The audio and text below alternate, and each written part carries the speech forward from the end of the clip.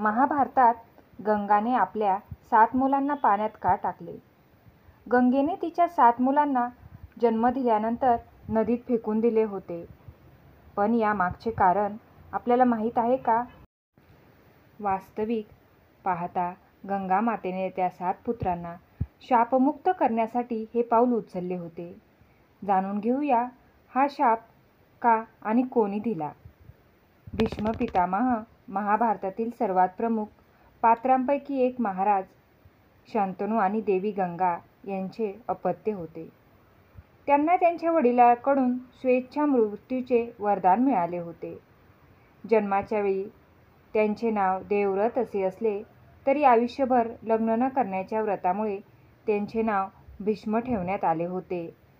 तर गंगाने शंतनूकडून वचन घेतले होते की तो तिच्या कोणत्याही कामात हस्तक्षेप करणार नाही.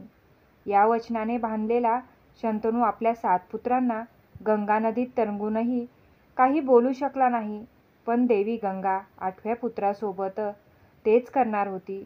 तेव्हा शंतनूने त्याला थांबवून कारण विचारले. त्याला गंगा मातेने उत्तर दिले की माझ्या मुलांना वशिष्ठ ऋषीने दिलेल्या शापमुक्त करत आहे. पण 8व्या पुत्राला या शापातून मुक्तता मिळू शकली नाही. ते बालक दुसरे कोणी नसून भीष्म पितामह होते. 8व्या मुलाची सुटका का होऊ शकली नाही? पौराणिक कथेनुसार गंगेचे ते 8 पुत्र मागील जन्मात 8 वसू अवतार होते. त्यापैकी द्यू नावाच्या वसूने इतरांसह वशिष्ठ ऋषींची कामधेनू गाय चोरली होती. जेव्हा ऋषींना हे कळले तेव्हा ते अत्यंत क्रोधित झाले.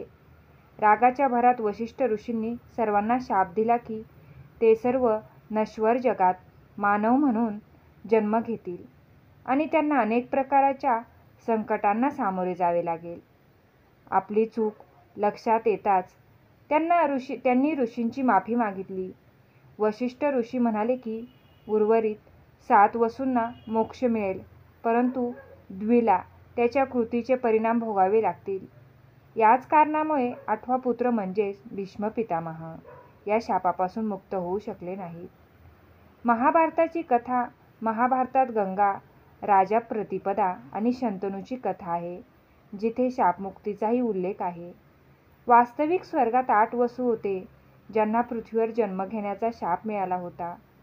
पृथ्वी, ज्याला नश्वर जग देखील म्हटले जाते, जिथे मानव पापे भोगण्यासाठी जन्माला येतात. या 8 वसूंना वाचवण्यासाठी गंगेने हे पाऊल उचलले होते. पृथ्वीवर जन्म घेण्याचा त्याचा शाप पूर्ण व्हावा आणि तो स्वर्गात परत जावा म्हणून गंगेने त्याला तिच्या गर्भातून जन्म दिल्यानंतर दुसऱ्याच दिवशी त्याचा वध केला. गंगेने 7 पुत्रांचा वध केला होता, परंतु 8व्या पुत्राच्या जन्मानंतर गंगेचा पती शंतनूने गंगेला थांबवले होते. त्यानंतर गंगेने शंतनूला सोडवले आणि त्या 8व्या पुत्राचे नाव भीष्म पितामह होते, ज्याला गंगेचा मुलगा देखील म्हणतात. ही गंगेची कथा होती जी महाभारतात सांगितलेली आहे. पण त्यात उपस्थित असलेले लोक कोण होते? फक्त वसूलाच शाप होता आणि वसू प्रत्यक्षात कोण होता याबद्दलची माहिती जाणून घेऊया. 8 वसू कोण होते? हिंदू धर्मात वसू हे खरे तर इंद्र आणि विष्णूंचे अनुयायी मानले जातात, जे त्यांच्यासोबत स्वर्गात राहत होते. येथे उल्लेख केलेल्या 8 वसूंचे वर्णन रामायणातील कश्यप आणि आदिती यांचे पुत्र आणि महाभारतातील मनु किंवा ब्रह्मा प्रजापतीचे पुत्र म्हणून केले आहे. त्यांची नावे रामायण आणि महाभारतातही भिन्न आहेत, परंतु त्यांच्या नावाचा अर्थ एकच आहे.